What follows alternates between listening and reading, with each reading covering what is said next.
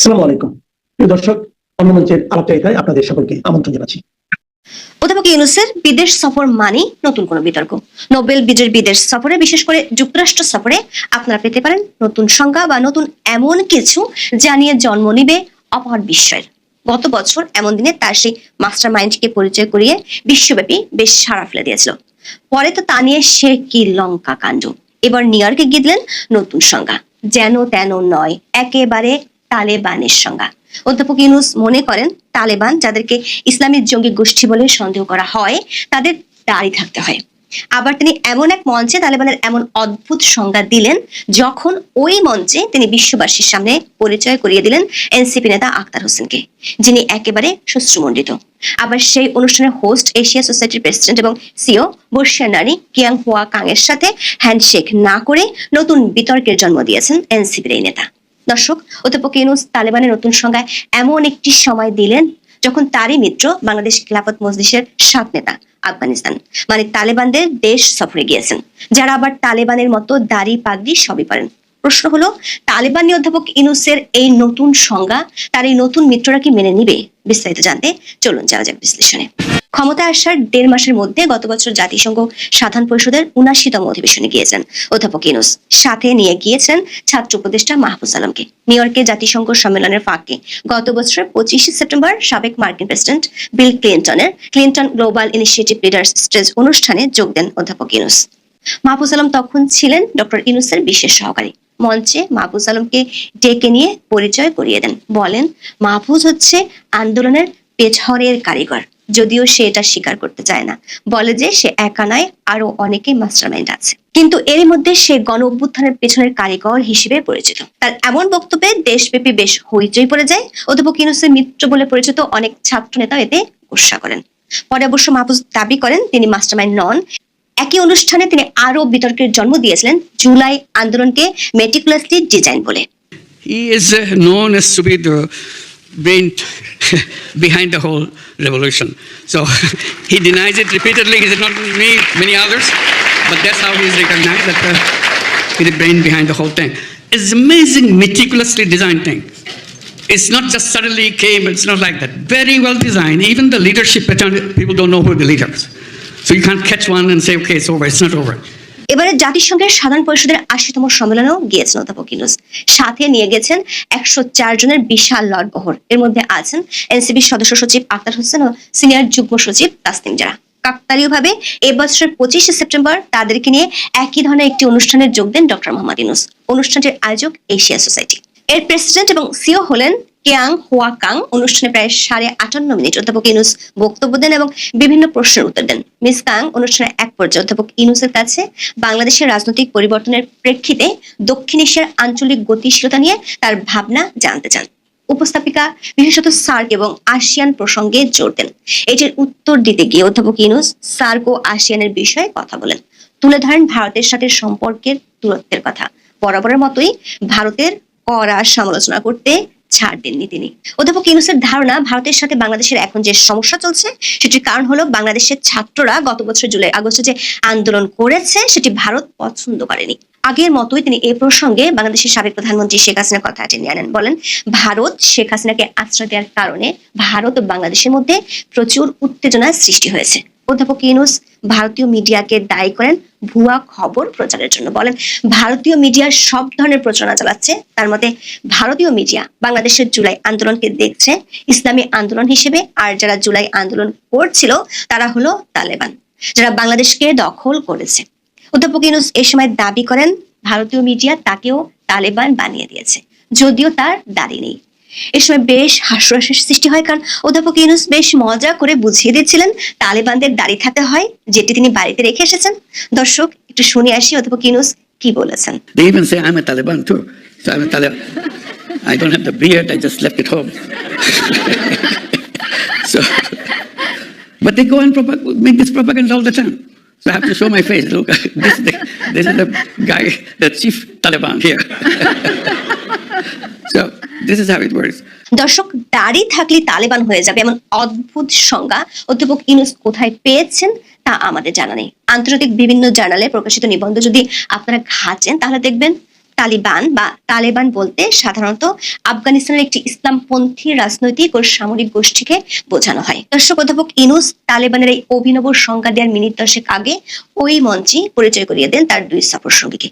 এই দুজন হলেন এনসিপি সদস্য সচিব আক্তার হোসেন এবং সিনিয়র যুগ্ম সদস্য সচিব তাসনিম জারা। সামাজিক মাধ্যমে অনেকে প্রশ্ন তুলেছেন, অধ্যাপক ইউনূস তালেবানের যে সংজ্ঞা দিয়েছেন সেটি সত্যি হলে তারই সফর সঙ্গী কি একই গোষ্ঠীর লোক? তবে অধ্যাপক ইউনূসের সংজ্ঞার চেয়ে বেশি আলোচিত হচ্ছে আক্তার হোসেনের একটি আচরণ। পরিচয় করিয়ে দেওয়ার জন্য যখন মঞ্চে ডাকা হলো, আক্তার হোসেন প্রথমে অধ্যাপক ইউনূসের সাথে হ্যান্ডশেক করেন।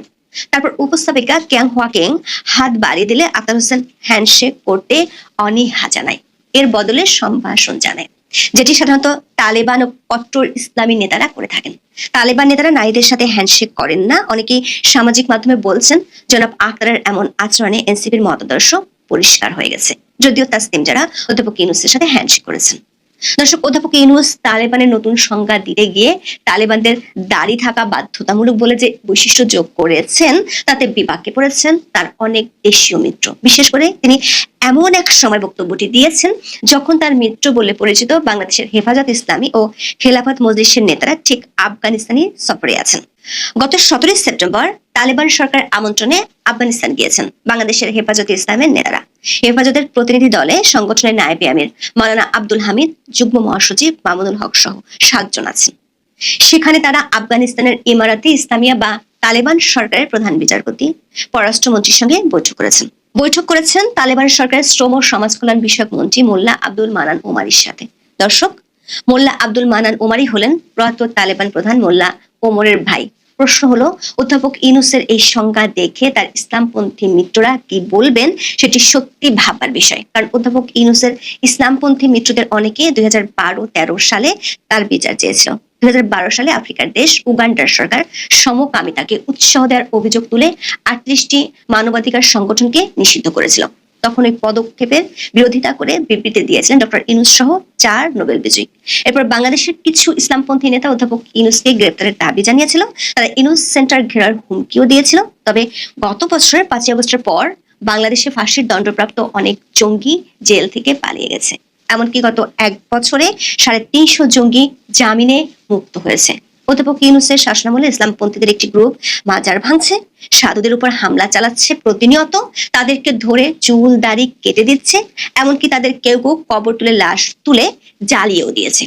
এত সহিংসতার পরও অধ্যাপক ইউনূস ও তার সরকার জঙ্গিদের ছায়াও দেখতে পান না। এগুলোকে তারা দেখেন প্রেসার গ্রুপ হিসেবে। সেই প্রেসার গ্রুপ যদি তালেবানের নতুন সংজ্ঞায় খেপে যান, তখন হয়তো পরিস্থিতি পাল্টে যেতে পারে। এখন এ পর্যন্ত সুপ্রিয় দর্শক শ্রোতা, যে যেখানে আছেন ভালো থাকবেন সেটাই প্রত্যাশা করছি। ঢাকায় সম্প্রতি একটি ঘটনা নিয়ে ব্যাপক আলোচনার জন্ম দিয়েছে, সেটা নিয়ে আপনাদের সঙ্গে কথা বলতে চাচ্ছি। ঢাকার ফার্মগেট এলাকায় আওয়ামী লীগ এবং তার সহযোগী সংগঠনের নেতাকর্মীরা মিছিল করতে পারে এই অভিযোগে বিপুল সংখ্যক মানুষের উপরে হামলা হয়েছে, তাদেরকে নির্মমভাবে মারধর করা হয়েছে। মারধর করার পরে পুলিশ আসে, পুলিশ তাদের হেফাজতে নেয়। পুলিশের হেফাজতে যাবার পরেও পুলিশ থাকা অবস্থায় তাদেরকে আবার মারধর করছে। এই যে যারা তাদের উপর হামলা করলো, মারধর করলো, বর্বরোচিত আচরণ করলো, এরা কেউ অফিসিয়ালি সরকারি, র্যাব, আর্মি, বিজিবি বা পুলিশের সদস্য এমনটা দেখা যায়নি। কিন্তু তারা গর্বের সঙ্গে বলছে আমরা অ্যারেস্ট করেছি। অর্থাৎ এমন একটি বাহিনী যে বাহিনীর সরকারি কোনো আইডেন্টিটি নাই, পরিচয় নাই, তারা বলছে আমরা অ্যারেস্ট করেছি, আমরা গ্রেপ্তার করেছি। আর পুলিশের কাছে দেওয়ার পরে পুলিশের হেফাজতে থাকা অবস্থায় সেখানে তারা মারধর করছে নির্মমভাবে। এই ঘটনায় নতুন প্রশ্নের জন্ম দিয়েছে।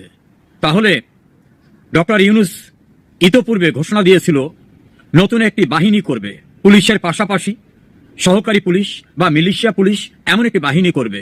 তাহলে কি সেরকম একটা বাহিনী তৈরি হয়ে গেছে যেটা কাজ হবে আওয়ামী লীগ বা মুক্তিযুদ্ধের পক্ষের যারা, তাদেরকে নিধন করা? কেউ কেউ বলছেন যে কুখ্যাত গেস্টাপো বাহিনীর মতো এটা একটা বাহিনী কিনা যে ছদ্মবেশে মুক্তিযুদ্ধের পক্ষের মানুষদের উপর অত্যাচার করা, নির্মমভাবে তাদের মেরে ফেলা। কারণ দীর্ঘদিন যাবৎ ঢাকায়, ঢাকার বাইরে বিভিন্ন জায়গায় আওয়ামী লীগ, ছাত্রলীগ, যুবলীগের নেতৃবৃন্দের লাশ পাওয়া যাচ্ছে এবং নির্মম হত্যাকাণ্ডের ভিডিও সামাজিক যোগাযোগ মাধ্যমে দেখা যাচ্ছে। এই বর্বরচিত নির্মম ঘটনা গেস্টাপো বাহিনীর মতো প্রশিক্ষিত কোনো মানুষ ছাড়া বাস্তবে করা সম্ভব না। জনমনে প্রশ্ন, তাহলে কি ইউনূস ক্ষমতায় টিকে থাকার জন্য অথবা আওয়ামী বিরোধী যে শক্তি তারা আওয়ামী লীগকে নিধন করার জন্য ওই গেস্টাপো বাহিনী স্টাইলের অলিখিত একটি বাহিনী করেছে? তা না হলে এভাবে তারা কি আচরণ করতে পারে? এর সঙ্গে প্রশ্ন উঠেছে, পুলিশের দায়িত্ব কি? পুলিশের দায়িত্ব কি শুধুমাত্র গ্রেপ্তার বাণিজ্য করা, মামলা বাণিজ্য করা, আওয়ামী লীগের লোকজনদেরকে নির্মমভাবে গ্রেপ্তারের পরে নির্যাতন করা? পুলিশের কাজটা ছিল আইন শৃঙ্খলা রক্ষা। কিন্তু আইন শৃঙ্খলা পরিস্থিতির অবনতি যেখানে হয়েছে সেখানে তো তাদের কোথাও কোনো ভূমিকা দেখা যায়নি। এমনকি ধানমন্ডি বঙ্গবন্ধু ভবনের নির্মম বর্বরচিত নারকীয় ঘটনার সময় সেনাবাহিনীর সদস্যরা, পুলিশের সদস্যরা সেখানে দাঁড়িয়েছিলেন। হ্যান্ড মাইকে সেই অপরাধীরা বলতেছিল, কেউ ভয় পাবেন না, আর্মি আসছে আমাদের পাহারা দেওয়ার জন্য। তাহলে কি বঙ্গবন্ধু ভবন গুড়িয়ে দেওয়ার জন্য পাহারা দিতে আর্মি সেখানে ছিল, পুলিশ সেখানে ছিল? এমন প্রশ্নের তো জন্ম দিয়েছে। বাংলাদেশে যখন কোর্ট অঙ্গনে, কোর্টের বাইরে আওয়ামী লীগ এবং মুক্তিযুদ্ধের পক্ষের মানুষের বাড়িতে হামলা, তাদের উপর নির্মম হামলা, জুতার মালা পরিয়ে দেওয়া, বর্বরচিতভাবে শারীরিক নির্যাতন করা হচ্ছে, সেখানে তো পুলিশ এবং আর্মির কোনো ভূমিকা দেখছি না। তাহলে কেন এই বছরখানেক সেনাবাহিনীকে রাস্তার বাইরে কেন ক্যান্টনমেন্টের বাইরে কেন রাখা হচ্ছে? তাদের কাজটা কি? তারা কি আওয়ামী লীগের লোকজনদের উপর আতঙ্ক সৃষ্টি হয় এজন্য তাদের বাইরে রাখা হয়েছে? কোথাও তো ভয়াবহ পরিস্থিতির অবনতি হবে, সেখানে কোনো ভূমিকা রাখতে দেখলাম না। সেনাপ্রধান বললেন মব আর সহ্য করা যাবে না। উনি যেদিন বললেন ওর পরের দিনই বিশ্বখ্যাত একজন সঙ্গীত শিল্পী, একজন সাবেক এমপি, তার উপর চড়াই হলো কোর্ট অঙ্গনে। ঢাকা কোর্টে, মানিকগঞ্জ কোর্টে, সিলেট কোর্টে, নারায়ণগঞ্জে, বিভিন্ন জায়গায় কোনো ভূমিকা তো দেখলাম না। বীর মুক্তিযোদ্ধাদের গলায় জুতোর মালা পরানো হচ্ছে, কোনো ভূমিকায় তো দেখলাম না। যুবলীগ, আওয়ামী লীগ, ছাত্রলীগ, কৃষক লীগ, মহিলা আওয়ামী লীগের উপরে নির্দয় নির্যাতন করে মেরে ফেলা হচ্ছে, লাশ ফেলে রাখতেছে। অতি সম্প্রতি আওয়ামী লীগ একজন কর্মীকে মেরে জিয়া উদ্যানে ঝুলিয়ে রাখা হয়েছে, সেখানে তো সেনাবাহিনীর কাউকে দেখলাম না। তাহলে সেনাবাহিনী ক্যান্টনমেন্টের বাইরে কি করছে? এই প্রশ্ন নাগরিক হিসাবে আমার মনে এসেছে। বাংলাদেশের সেনাবাহিনী আমাদের গর্ব গৌরবের, আমাদের স্বাধীনতা সার্বভৌমত্ব রক্ষার বড় একটি বাহিনী। যদিও আজ পর্যন্ত বাংলাদেশের বর্ডারে কোথাও কোনো যুদ্ধ হয়নি, তাদের কোনো প্রতিরক্ষায় ভূমিকা রাখা লাগেনি, কিন্তু বাংলাদেশের একাধিক সেনা রাষ্ট্রপতিকে নির্মম হত্যাকাণ্ডের সঙ্গে জড়িত সেনাবাহিনীর কিছু বিপদগামী কর্মকর্তারা গণতান্ত্রিক প্রক্রিয়া থেকে রাষ্ট্র ক্ষমতাকে দখল করে সামরিক শাসন জারি করে গণতন্ত্রের কবর রচনা করার ঘটনায় কিন্তু সেনাবাহিনীর কিছু লোক ভূমিকা রেখেছে। আমি গোটা সেনাবাহিনীকে কখনো অভিযুক্ত করতে চাই না। যারা বিপদগামী তারা বিপদগামী। বঙ্গবন্ধুর খুনিদের দিয়ে আমি গোটা সেনাবাহিনীকে অভিযুক্ত করতে চাই না। দুজন সামরিক শাসন জারি করে গণতন্ত্র ধ্বংস করায় গোটা সেনাবাহিনীকে আমি অভিযুক্ত করতে চাই না। কিন্তু সেনাবাহিনীর নির্বাক ভূমিকা, সন্ত্রাসীরা কাজ করছে, সেনাবাহিনীর ক্যাম্পও ভাল আছে। কি কারণে সেনাবাহিনী বাইরে? যে পুলিশ বাহিনীর সদস্যদেরকে নির্মমভাবে হত্যা করা হলো, পুড়িয়ে মারা হলো, গর্ভবতী নারীকে তারপর টাঙিয়ে রাখা হলো, সেই পুলিশের সহকর্মীরা এখন সেই খুনিদের সরকারকে সাহায্য করতে গিয়ে আওয়ামী লীগ এবং মুক্তিযুদ্ধের পক্ষের মানুষের উপর নির্যাতন চালাচ্ছেন। একবারও কি ভেবেছেন আপনার বাহিনীর প্রধান কারাগারে? আপনার বাহিনীর কত সদস্য নির্মম হত্যাকাণ্ডের শিকার হয়েছে? একবার কি ভাবছেন যে আপনার বাহিনীর সদস্যরা যাদেরকে হত্যা করা হয়েছে তারা কোনো বিচার পাবে না? তাদের পরিবার রাস্তাঘাটে ঘুরছে। এই নির্মমতার পরেও এই নির্যাতনকারীদের পক্ষ হয়ে আপনারা আওয়ামী লীগ এবং মুক্তিযুদ্ধের পক্ষের মানুষের উপর নির্দয় নির্যাতন চালাচ্ছেন। আপনাদের বিবেকটি ন্যূনতম কোনো সাড়া দেয় না? এই প্রশ্নটা আপনাদের কাছে আমার না, অসংখ্য মানুষের। আপনার যেসব কলিগরা নির্মম হত্যাকাণ্ডের শিকার হয়েছে